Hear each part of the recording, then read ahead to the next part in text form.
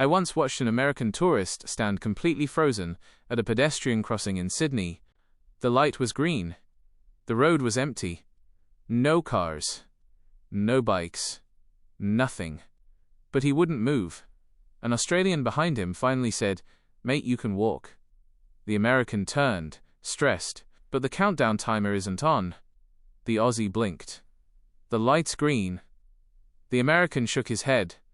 "I need the timer. How do I know how much time I have?" The Aussie looked at the road again. "You walk until you reach the other side." The American hesitated, then whispered, "What if I misjudge it?" The Aussie sighed. "Then you walk slightly faster." The American crossed like he was defusing a bomb. Halfway through he jogged. On the other side he exhaled deeply. "I hate how relaxed you all are," he said. "It feels unsafe." The Aussie replied, "Nah mate.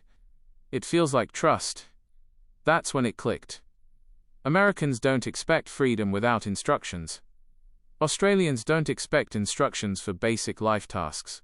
And that single difference explains everything. I was working in a cafe in Newcastle when an American guy finished his flat white, walked up to the counter and tried to hand me $10 as a tip. I explained politely, "Mate, we don't really do tipping here." He froze like I just told him Santa wasn't real. "But you brought the coffee." I shrugged. "That's literally my job." He panicked, scanned the cafe, then leaned in and whispered, "So is there a secret tip jar? Like for the good workers?" I told him no. There was no underground tipping system. No hidden economy. The relief on his face lasted maybe 5 seconds until he suddenly apologized. "I'm sorry, I'm not tipping. I feel like a bad person." The Australians watching were confused. An older bloke finally stepped in. "Mate, tipping makes you feel good, not us." The American nodded slowly, like he'd just absorbed a major philosophical concept. He still left the $10, slid it under a salt shaker, like he was completing an illegal transaction. A friend of mine was leading a small hiking tour in the Blue Mountains when an American woman asked why nobody had given her a safety waiver. "Aren't we supposed to sign something?" My friend said, "You'll be right, love. It's just a walk." She replied, "In America, you'd get sued for even saying that."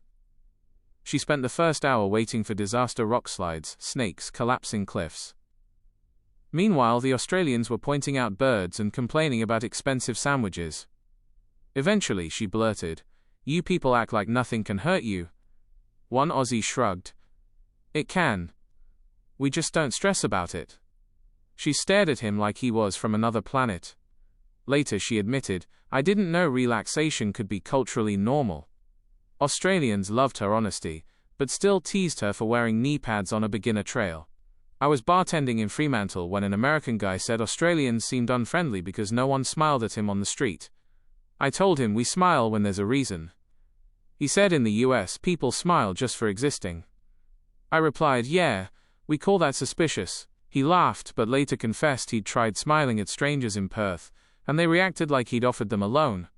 No one smiled back. The bartender next to me muttered, "That's because they think you're selling solar panels." By the end of the week he finally understood. "Australians aren't cold," he said. "You're just efficient with facial expressions." The Aussies loved that line. They kept repeating it. What Australians notice, and Americans rarely realize, is that Americans arrive with expectations already installed. They expect rules, service, guidance, smiles, safety, structure. When Australia doesn't follow that script, the brain hits a small cultural error. Australians see it daily. It's not judgment, it's curiosity. Australians operate on relaxed, self-reliant logic. Americans operate on guided, safety-first logic. When those two systems collide, confusion turns into comedy, and comedy quietly becomes anthropology. I was working at a cafe in Brisbane when an American tourist asked for a normal coffee. I handed him a long black. He took one sip and nearly left the physical realm. "This is incredible," he whispered. "Why don't we have this?" I told him Americans did have it. They just called it something else. He shook his head. "No. If coffee tasted like this back home, people would riot. Starbucks would collapse." The Australians nearby lost it. One bloke said, "Mate, your coffee tastes like sadness." The American became obsessed. He drank 4 long blacks in one day and announced, "If I take this back home, I'm starting a revolution." Australians still quote him. "Coffee's so good it's illegal in America." My neighbor in Adelaide once hosted an American couple who arrived wearing snake-proof boots. They were staying in a modern apartment in the city. She asked why. The woman whispered, "We read snakes can come up through toilets." My neighbor told her that wasn't a thing. Later that night they refused to sit on the balcony. Spiders might parachute down. Australians found this hilarious. Mostly because everyone here has a spider story but none involves skydiving. By day 3 the couple admitted they expected Australia to be Jurassic Park with Wi-Fi. Australians nodded. "Fair," someone said. "But if a kangaroo wanted to fight you, he'd schedule it 3 weeks in advance." I was working in a small restaurant in Geelong, when an American couple ordered steak and pasta. When the plates arrived, the man leaned over and whispered, "Is this half a portion?" I told him it was a normal Australian serving. He looked stunned, like we'd violated an international food treaty. "Back home," he said, "this would be an entree, not a main." His wife laughed nervously. "Can we just get more food?" The waiter explained, "We don't do supersize." The man looked genuinely horrified, like his human rights had been denied. After the meal he admitted, "Honestly, this is the first time I've eaten and don't need a 3-hour nap." The Australians replied, "Welcome, mate. That's a normal amount of food." A friend of mine was on a train from Sydney to Katoomba with an American tourist. After a few minutes of peaceful silence, the American leaned over. "Is everything okay?" "Yeah, mate." "Why? You're not talking." Everyone else was quietly reading, listening to music, or staring out the window. To the American, the silence felt threatening. "In the US, silence is awkward," he said. "Here it feels ominous." Australians tried not to laugh. "Ominous? Mate, this is just Monday." An hour later he relaxed. "Okay," he said.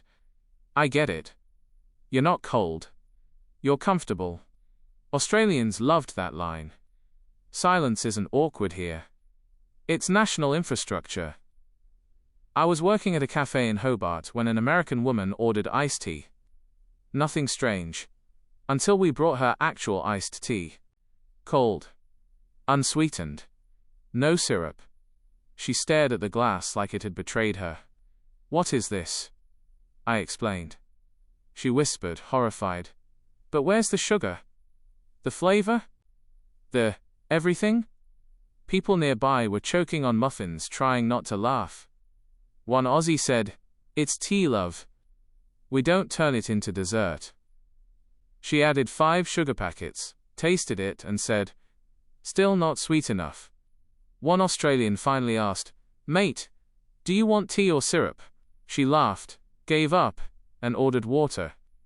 "I think your tea," she said, "is too grown up for me." Australians notice something Americans almost never stop to question. Americans treat comfort like a competitive sport. More sugar.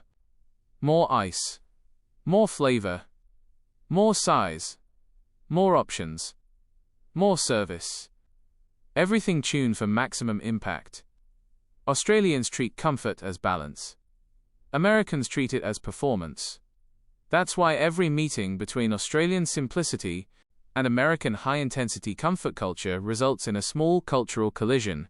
Australians watch Americans pile on straws, syrups, ice, choices, questions, and quietly wonder, "You all right, mate?" A friend of mine, an Uber driver in Canberra, once picked up an American tourist. Mid-drive, the guy suddenly asked him to stop, right before a roundabout. "I need a second," he said. My friend thought he was about to throw up. Instead, the American explained, "Those things scare me. We don't really have them back home." My friend laughed. "Mate, it's just a circle." The American took a deep breath, like he was about to enter combat. In the US, they're death traps. No rules. Just chaos. The Aussie couldn't resist. "There are rules," he said. "You just bailed."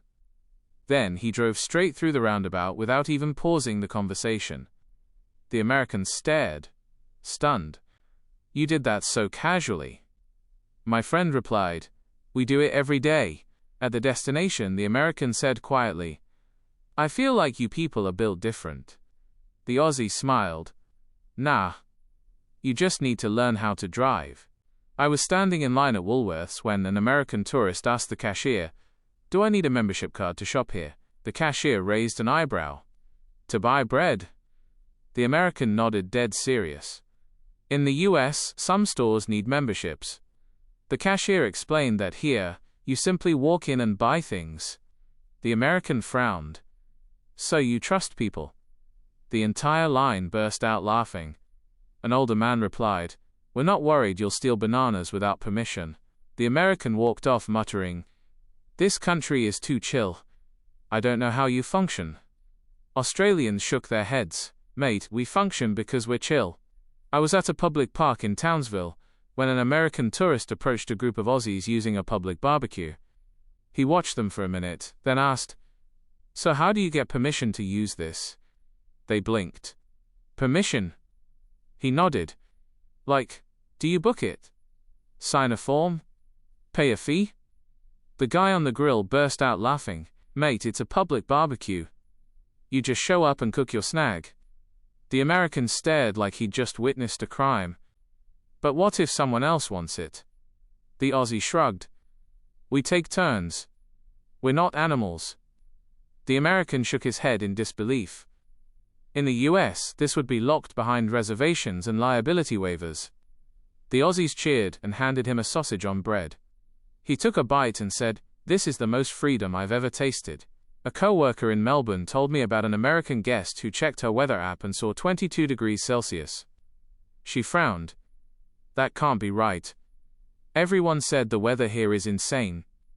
My co-worker replied, "Yeah, it is." She pointed at her phone again. "But this says it's mild." They stepped outside. Within 10 minutes it went from sun to wind to rain coming sideways. The American yelled, "My app lied." My co-worker laughed. It didn't lie. It just didn't tell the whole story. By the end of the day she'd lived through 4 seasons and came back soaked but impressed. "How do Australians survive this?" she asked. Someone nearby replied, "Layers, mate. And emotional resilience." She admitted she packed for one climate and accidentally experienced the entire syllabus.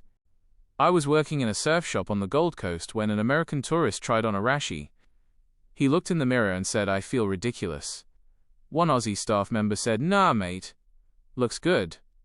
The American smirked. "Okay, but what do you really mean?" The staff member blinked. "I mean, it looks good." The American narrowed his eyes. "You don't have to sugarcoat it. I know sarcasm when I hear it." The Aussie turned to me, completely confused, and whispered, "Why is he accusing me of sarcasm?" After a full minute of confusion, the American gasped, "Wait, you weren't joking?" The Aussie sighed. "Mate, if I wanted to roast you, you'd know." Later, the American admitted he assumed Australians were constantly sarcastic because of TV. The Aussies loved that, and started speaking extra literally around him. Australians communicate in short, direct, low-drama sentences. Americans communicate with tone, reassurance, enthusiasm, friendliness, and layers of emotional wrapping. When Americans hear a neutral Australian sentence, they assume there must be hidden meaning, sarcasm, judgment, irony. Australians, meanwhile, are baffled that basic statements require emotional packaging. That's where the funniest misunderstanding lives. Australians think Americans over-explain. Americans think Australians are hiding secret messages between the lines. I was having dinner in Adelaide when an American man at the next table started waving urgently for the waiter. When the waiter arrived, the man whispered, "Is everything okay?" The waiter blinked. Yeah?" The man sighed in relief. "You didn't come check on us?" "I thought something was wrong." The waiter explained that here, they don't hover unless you ask. The American looked genuinely unsettled. "But how do I know you care about my experience?" The waiter shrugged. "We assume you'll tell us if you need something." Later, the American said to his wife loud enough for half the room to hear, "This country is like self-service but fancy." Australians nearby tried not to laugh. One muttered, "Imagine needing emotional support with dinner." My friend in Darwin was showing an American woman around the waterfront when they heard loud squawking from a flock of cockatoos fighting over chips. The woman gasped, "Should we call someone?" My friend said, "Call who?" She hesitated. "Animal control? Security? The city?" He burst out laughing. "Mate, they're birds. They're just doing bird things." She watched in horror as one cockatoo tore a chip bag open like it owed him money. "Is this allowed?" she asked, genuinely shaken. My friend shrugged. "Everything's allowed, unless it's too stupid to be allowed." She repeated the sentence quietly, like she'd just heard a sacred teaching.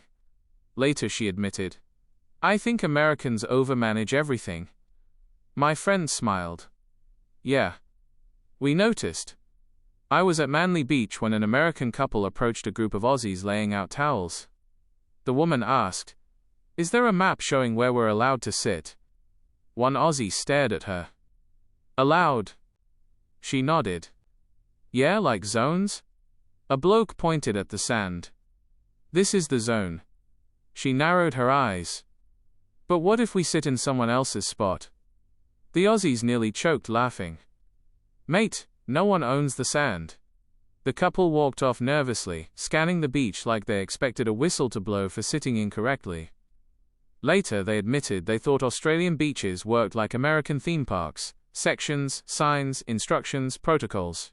Australians explained the only real rule was simple.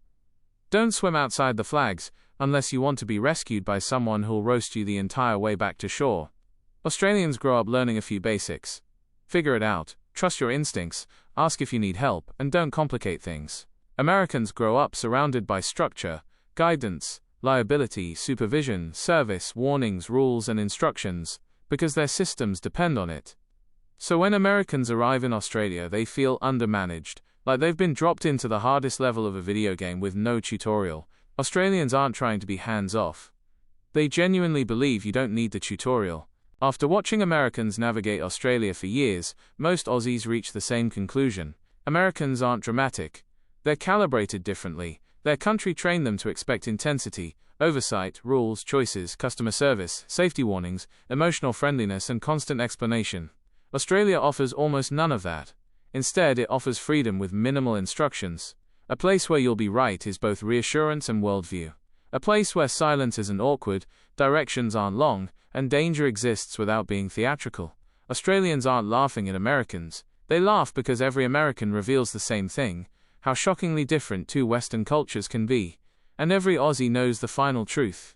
Once Americans stop resisting the difference, they don't just adapt. They fall in love with the calm, the chaos, and the clarity of a country that trusts you to work it out.